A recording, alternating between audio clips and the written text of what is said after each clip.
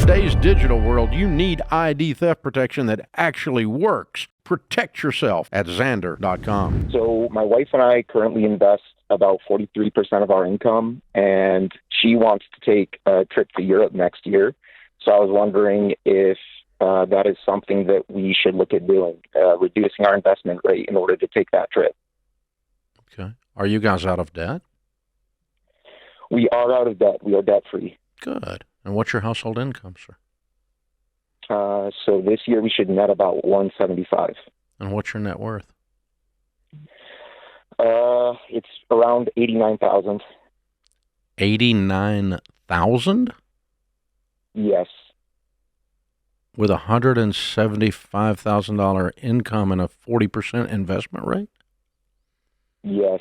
So my wife and I, we basically finished our education as of last year, and we paid our way all through school. Oh, okay. Yeah, so this is like our first year of actually making a real income. So you're both now making good money for the first time ever, and you get to live your dream of investing, and she gets to live her dream of traveling, and that's in conflict. Now it makes sense. Yes, sir. Okay. And what do you guys do for a living? So I identify as a janitor, and my wife is a ABA therapist.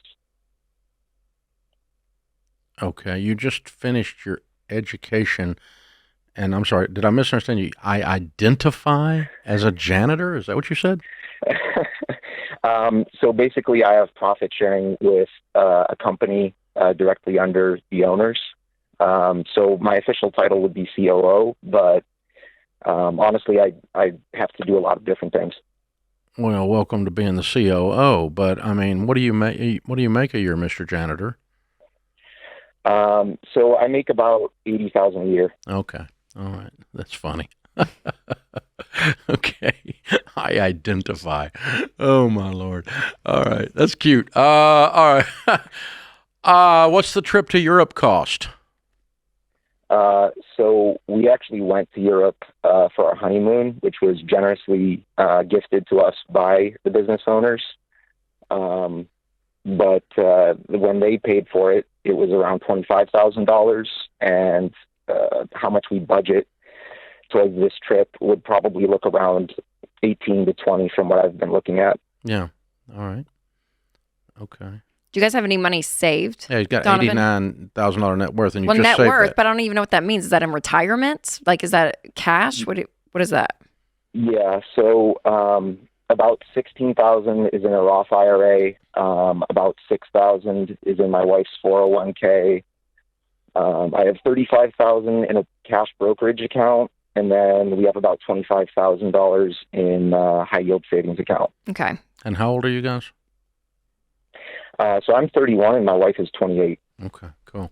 Well, Donovan, I love this. This is a great approach to the question. Thank you. And it just took us a minute to find out where you guys really are, because there's so many assumptions I could make when I see on my screen my wife wants to go to Europe and I want to save 40%. I was getting ready to call you Scrooge McDuck or something, but I don't think you are. I think you're just getting started, and you're a serious guy who wants to hit some numbers, and your wife is serious about enjoying some of this hard work. And so those are fair. Both of them are fair things to do with money. Both the arguments are. And so I don't think I would slap my fist on the table and declare either one of these answers to be stupid. Okay? The thing that throws it off a little is it's 40% of your income is going into retirement. So we do tell people systematically throughout the scope of your life, whether this year or next year, I would go to Europe. Because systematically throughout the scope of your life, you need to constantly, with a rhythm, be enjoying your money, investing your money, and being generous with your money. If you consistently, with a rhythm, do all three of those things, all the data that we have and all the experience we have of decades of doing this tells us that you're going to not only become wealthy, but also be very relationally healthy and have a high likelihood of physical health too, as by the way, weirdly enough. And so all of those things go together when you're doing all three of those things. So to say, no, always save money and live in a cave, collect lint, and only come out on triple coupon Thursday. No, we don't believe that. We think you live like no one else so that later you can live and give like no one else. it feels like to me you guys have paid a price of sacrifice to get the education Absolutely. under your belt and to get to this point to get started. Your reward on the price is saving and investing because that gives you a high. Her reward is the travel and the fun. And both are legitimate. Mm-hmm. And you can do both, Yeah. Donovan. That's the great thing because of your income, because where you guys are. You guys would be able to save, cash flow a trip to Europe, and be saving Yeah. So all what, together. So but you know, I'm probably going to negotiate, you know, as we're discussing this, some trade-offs here. Okay. If we do Europe this year, we really, to be responsible, only need to spend X. If we were to wait 18 months, we could spend Y. yes. And I have just a slight, not painting a broad stroke with this, but the fact that you guys just went to Europe Anyway, and she wants to go back, like I bet she does. I bet it's wonderful. That's great. But also we can't be in a habit or a pattern of doing this all the time. we do Europe every 2 years. Because it's just going to continue to, and if you have the money for it, you can, but I want to make sure the pattern is set and the contentment and all of that is being talked about too. That it's not just this assumption Yeah. that this is what we're going to do all the time. Sad thing is we're not giving you a really good answer because both answers are okay, but probably some hybrid of the two, a little rhythm, a little on and a little off is a better thing. And say, okay, if we do this, then we're not going to do another big trip for 3 years. And we're going to pile up and get this net worth going and get some results so that we can do trips forever. Because, I mean, if you keep doing the net worth thing, the trips are infinite later. Yeah.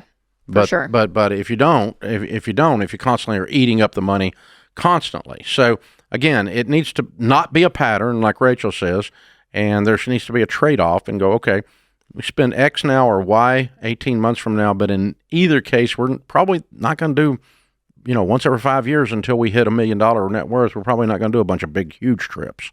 That's a big trip. That's an expensive. Well, and I'll say there's a group of girls that went to Europe that we work with, and they just got back, and they spent half of that, and they were able to do a great fun trip. You know what I mean? So there's different degrees at which you can do a trip too. So yeah, throwing that out there too. Wouldn't argue that. Yeah. So it yes and yes. Yeah. Sorry, I wish I could be more precise. Usually I'm devilishly precise, but on this one I'm going to be philosophical a little bit and let you kind of learn the rhythm idea between these three things of generosity and fun and investing. Generosity and fun and investing. And then ratios of those things that allow them all to occur reasonably. The best ID theft protection comes from Xandr. Real monitoring, full restoration, no fluff. Learn more at Xandr.com.